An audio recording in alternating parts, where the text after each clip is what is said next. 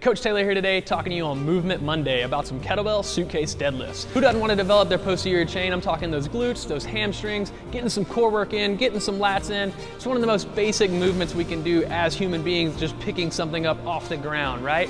So first off, you're going to need 2 kettlebells.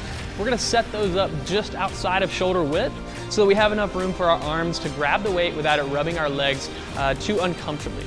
So now, starting with my feet, I'm going to have my feet facing straight ahead, slight turnout if needed, but I want to think about spreading the floor apart to really engage those quads, those glutes. From here, we're going to start at the hips by driving the hips back, letting our chest fall, keeping our back as flat as we possibly can the entire way down.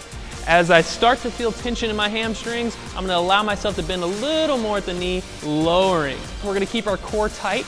We're going to make sure the shoulders stay back and down, okay? Not just up the entire time. We're going to stay back and down with those shoulders, grabbing onto those kettlebells and almost trying to turn your thumbs out slightly to really feel that engagement in your lats. First common error that we normally see is going to be rounding of the spine. That's going to be usually due to poor hamstring flexibility. Also, it could be due to lack of core or lat engagement throughout the movement. So we got to make sure we do our homework, loosen up those hamstrings, get our core nice and active in our warm-ups, and we should see some of those problems start to decrease. The second reason that we see this is because athletes think that they need to go all the way to the ground. We don't have to touch the floor with the kettlebells. We just want to go until we feel some good hamstring tension, and then we're going to stand tall from the movement. The last common error that we see is going to be knee cave. This is generally due to the kettlebell riding against the leg, feeling like it's going to bruise or injure you in some way. It's just uncomfortable.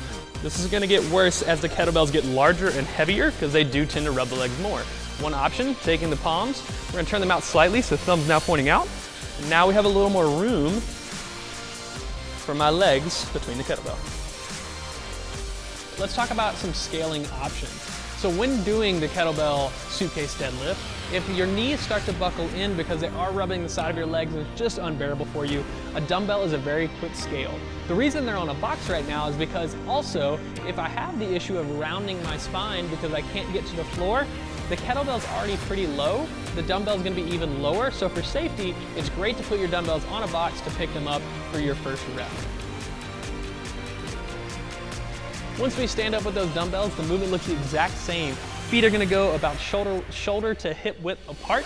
We're gonna take the hips and drive them back. We're gonna make sure that we push them as far as we can, feel those hamstrings start to stretch, shoulders stay back, head in line with the spine, and we stand up big and tall. Notice that I'm grabbing kind of the back of the dumbbell. You can hold in the center or in the front, doesn't matter. It's just whatever's most comfortable to you. Another scaling option that we can do is using a single kettlebell to perform our deadlifts. Setup on this one is going to be almost the exact same, except now instead of the weight being on the outside of the body, we're going to have it in the center, and we're going to try and break that kettlebell handle.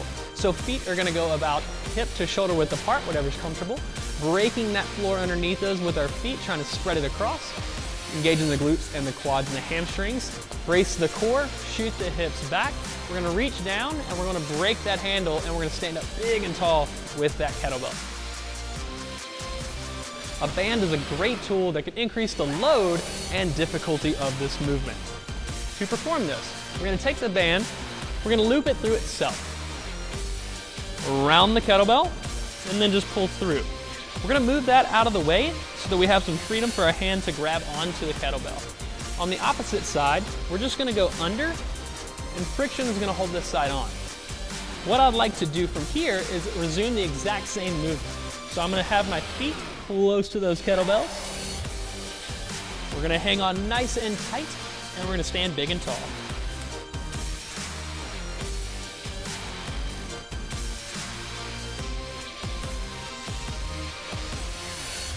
All right, team, so now we know how to do the suitcase deadlift. So make sure you guys implement these in your next workout to really develop that posterior chain. We'll see you next Monday on Movement Monday.